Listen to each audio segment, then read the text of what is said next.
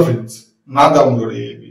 நம்ம நாட்டுல ஜெய்ப்பூர் டு அஜ்மீருக்கு போற ஒரு ஹைவேல ஒரு எல்பிஜி டேங்கர் பயங்கரமா பிளாஸ்ட் ஆகியிருக்கு லாரியோட.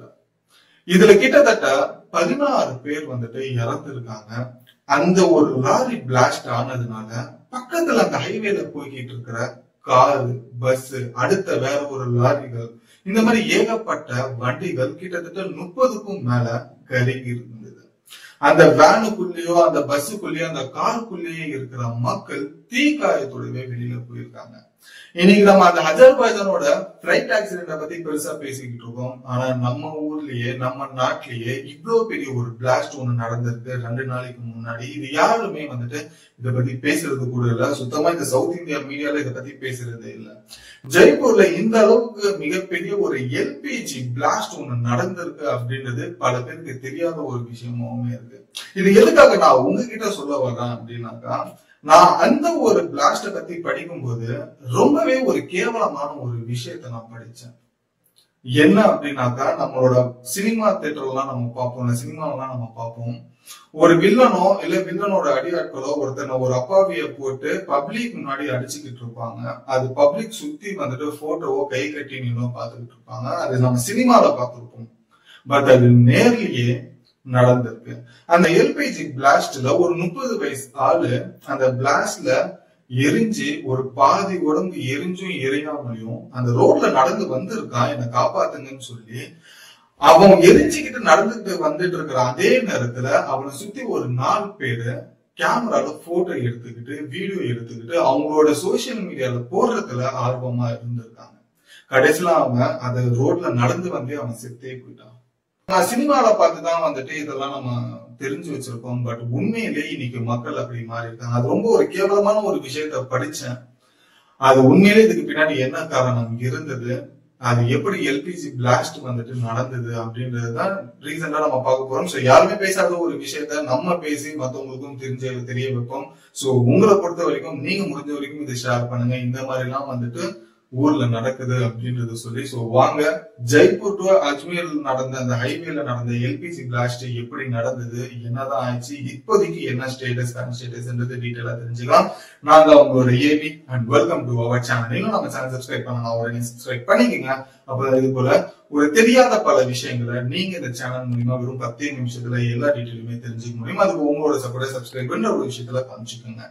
சோ ஃபர்ஸ்ட் விஷயம் என்ன நடந்தது அப்படின்னு பார்க்கும்போது, ஒரு 2 நாளைக்கு முன்னாடி சரியா அதிகாலை ஒரு 5:30 மணிக்கு என்ன நடக்குது அப்படின்னாக்கா, ஜெய்ப்பூர் டு அஜ்மீர் போகிற ஒரு ஹைவே. பேசிக்கா அந்த ஹைவேல வந்துட்டு பெரிய பெரிய டேங்கர் லாரிஸ் போகும். அது பேசிக்கா பைபாஸ் ஹைவேஸ்ல எப்படி இருக்கும் தெரியும் இல்லையா? சோ அந்த மாதிரி ஒரு விஷயம் இருக்கும்போது அந்த டைம்ல ஒரு எல்பிஜி டேங்கர் வண்டியுமே போயிருக்கு காலையில 5:30 மணிக்கு. அந்த ஒரு டேங்கர் வண்டி வந்துட்டு ஒரு இடத்துல யூ டர்ன் பண்ண வேண்டிய ஒரு சூழ்நிலை ஏற்படுது. சோ அப்படிதான் பேசிக்கா போகும் பொழுது எப்பவுமே ரெகுலரா போற மாதிரி.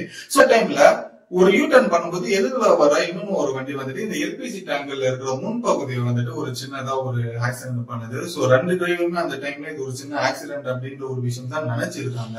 பட் போகும்போது அடுத்த விஷயம் நடக்கும் போதுதான் ஒரு பெரிய ஒரு விஷயம் நடக்க போகுதுன்றது தெரிஞ்சுக்கிட்டாங்க. என்ன அப்படின்னாக்கா, அந்த ஒரு முன்பகுதி எல்பிஜி டேங்கர் வந்துட்டு முன்பகுதி நசுங்கிச்சு இல்லையா, அது கூடவே அந்த லாரிக்குள்ள இருக்கிற சில வால்வ்ஸுமே வந்துட்டு உடைஞ்சு இருந்தது. அது மூலியமா வந்துட்டு சில கசிவுகள் ஏற்பட்டிருக்கு. இது சுதாரிச்ச டிரைவர் என்ன பண்ணிருக்கான், அந்த வண்டியை எடுத்துட்டு போய் ஓரமா போடாம அப்படியே மெயின் ரோட்ல விட்டுருக்கான். விட்டுட்டு இது வெடிக்க போகுதுன்ற ஒரு விஷயம் நல்லாவே தெரிஞ்சதுமே அந்த டிரைவர் எகிரி குதிச்சு ஓடி இருக்கான். எகிரி குதிச்சு ஓடுறதுமே ஆப்போசிட்ல இருக்கிற பல வண்டிகள் வந்துட்டு என்ன இவன் ஓடுறான்னு சொல்லிட்டு சுதாரிக்கிறதுக்குள்ள அந்த எல்பிஜி டேங்கர்ன்றது பயங்கரமா ஒரு வெடிகுண்டு மாதிரி பிளாஸ்ட் ஆகுது. பின்னாடி அந்த ஆக்சிடென்ட்னால பேக் டு பேக் நின்றுட்டு இருந்த பல வண்டிகள் அப்படியே பேக் டு பேக் வந்துட்டு வெடிக்க ஆரம்பிச்சது. அந்த ஒரு நெருப்பு துகள்கள் வந்துட்டு மத்த வண்டிகள் மேல வந்துட்டு பட ஆரம்பிச்சது. அந்த வண்டிகள் எரிய ஆரம்பிச்சது. இப்படி கிட்டத்தட்ட பிராக்ஷன் ஆஃப் செகண்ட், ஒரு 10 நிமிஷத்துல ஒரு 30 வண்டிகள் கிட்டத்தட்ட வந்துட்டு எரிய ஆரம்பிச்சிச்சு. லோக்கல்ல இருக்கிறவங்க எல்லாருமே வந்துட்டு கிட்ட போறதுக்கே பயப்படுறாங்க. கிட்டத்தட்ட ஒரு மிகப்பெரிய ஒரு நெருப்பு பந்து மாதிரி அந்த ஒரு பைபாஸ் இருந்துட்டு இருந்தது. அந்த ஒரு இடத்துல பேக் டு பேக் வந்துட்டு இவ்வளவு வண்டிகள் எரியறத பார்த்ததுக்கு அப்புறமா அங்க இருக்கிற லோக்கல் மக்கள், அங்க இருக்கிற அந்த நெருப்புக்குள்ள இருக்கிற மக்கள் கதற சத்தங்கள் கேட்க ஆரம்பிச்சது. சோ அதுக்கு அப்புறமா ஃபயர் சேஃப்டின்றதும் வராங்க. ஃபயர் சேஃப்டி வந்ததுக்கு அப்புறமா எல்லா நெருப்பையுமே அணைச்சதுக்கு அப்புறமா அதுல கிட்டத்தட்ட 30 வண்டிகள் எரிஞ்சிருக்கு. அதுல 17 பேர் வந்துட்டு கருகி செத்து இருக்காங்க. மீதி இருக்கிற 12 பேர் வந்துட்டு கிட்டத்தட்ட ஹாஸ்பிட்டல்ல சேர்ந்திருக்காங்க. அதுல சில பேர் பொழைக்கிற மாதிரி இருக்காங்க, சில பேர் இறக்கிறதுக்கான வாய்ப்புகள் இருக்குமே அங்க இருக்கிற டாக்டர் சொல்லியிருக்காங்க. சோ இதுக்கெல்லாம் காரணம் அந்த டிரைவர் விட்டுட்டு எதுக்காக ஓடி இருந்தான், அவன் ஏன் அதை சுதாரிச்சுட்டு வேற எந்த ஒரு விஷயமும் ஆக்ஷனும் எடுக்காம போயிருந்தான்றது அது அடுத்த வைக்கிட்ட ஒரு இன்வெஸ்டிகேஷனா போய்கிட்டு இருந்தது. இதெல்லாம் நடந்துகிட்டு இருக்கிற நேரத்துல ஒரு ரொம்ப கேவலமான ஒரு விஷயமும் நடந்தது. என்ன அப்படின்னாக்கா, ஒருத்தன் அந்த ஒரு ஆக்சிடென்ட், அவ்வளவு பெரிய ஆக்சிடென்ட்ல ஒருத்தன் பாதி எரிஞ்சு உயிரை மட்டும் புடிச்சுக்கிட்டு அந்த நெருப்புல இருந்து வெளியில வரான் ரோட்டுக்கு. அந்த ரோட்டுக்கு என்ன யாராச்சும் காப்பாத்தணும்னு சொல்லி கிட்டத்தட்ட அந்த நெருப்புல இருந்து வெளியில வந்து ஒரு 200 மீட்டர் நடந்திருக்காங்க உயிரை கையில புடிச்சுக்கிட்டு.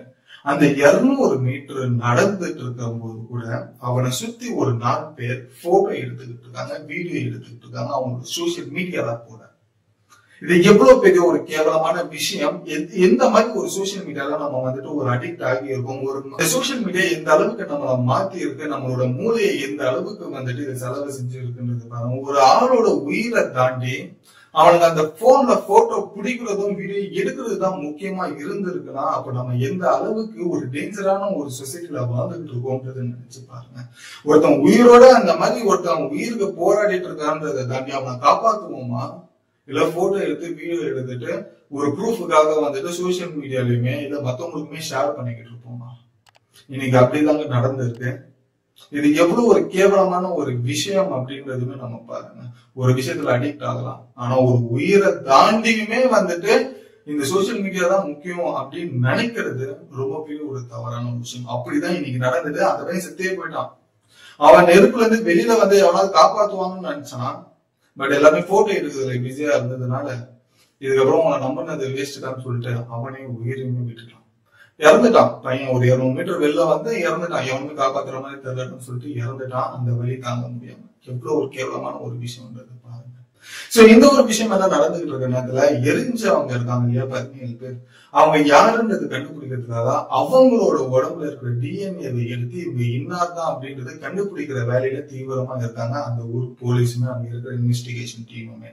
சரி, அதுக்கப்புறமா டிரைவர் எங்க அப்படின்றது பார்க்கும்போது இந்த 2 நாள்ல டிரைவர் யார் அப்படின்றது பார்க்கும்போது ஜெய்வீர் அப்படின்னு சொல்ல போற இன்னொருத்தன் இருந்திருக்கான் அந்த டேங்கர் லாரியில ஓட்டிட்டு வந்தவன். சோ அவனுமே வந்துட்டு புடிச்சிட்டாங்க. என்ன நடக்குதுன்னு கேட்கும்போது தான் இந்த அளவுக்குன்றது, இந்த 5:30 மணிக்கு இந்த மாதிரி வந்தோம், யூட்டர்ன் அடிச்சோம், ஒரு வண்டி இந்த மாதிரி முன்னாடி இடிச்சது, இதுல வால்வு வந்து உடைஞ்சது, அதனால கசிவு ஏற்பட்டு இந்த மாதிரி ஒரு பிளாஸ்ட் ஆயிடுச்சு. இந்த ஒரு விஷயமே அவன் சொல்லிதான் போலீஸுக்கு தெரிஞ்சது. அதுதான் நம்மளுக்கு முன்னாடியுமே எக்ஸ்பிளைன் பண்ணது. பட் இன்னைக்கு அந்த பிளைட் ஆக்சிடென்ட் பத்தி நம்ம எல்லாருமே பேசிக்கிட்டு இருக்கோம். 101 பேர் இறந்துருக்காங்க அப்படின்றது அந்த வலி எண்ணிக்கைகளை பத்தி பேசிட்டு இருக்கோம். பட் இன்னைக்கு நம்ம நாட்டிலே நடந்த இந்த ஒரு பிளாஸ்ட பத்தி யாருமே பேசுறாங்க. ஆனா எல்லாமே உயிர் தான். எல்லாருமே இறந்திருக்காங்க. ஒரு உயிர்னாலுமே உயிர் தான். பட் அந்த பிளைட் ஆக்சிடென்ட் அப்படின்றது யாராலுமே தவிர்க்க முடியாது. அது என்ன சொல்றது, யாருமே போய் காப்பாற்ற முடியாது. ஒவ்வொரு பிளைட்ல போயிட்டு யாருமே காப்பாற்ற முடியாது. அது நினைச்சாலும் வாய்ப்புன்றது கிடையாது. பட் இந்த ஆக்சிடென்ட் அந்த 17 பேர்ல இறந்த எண்ணிக்கையில இவனும் ஒருத்தன். பட் அவன் அந்த நெருப்புல இருந்து வெளியில வரும்போது அது நம்ம காப்பாற்ற முடிஞ்சு தெரிஞ்சுமே நம்ம அதை காப்பாத்தல அப்படின்ற ஒரு விஷயத்துல அப்ப அது யார் தப்பு?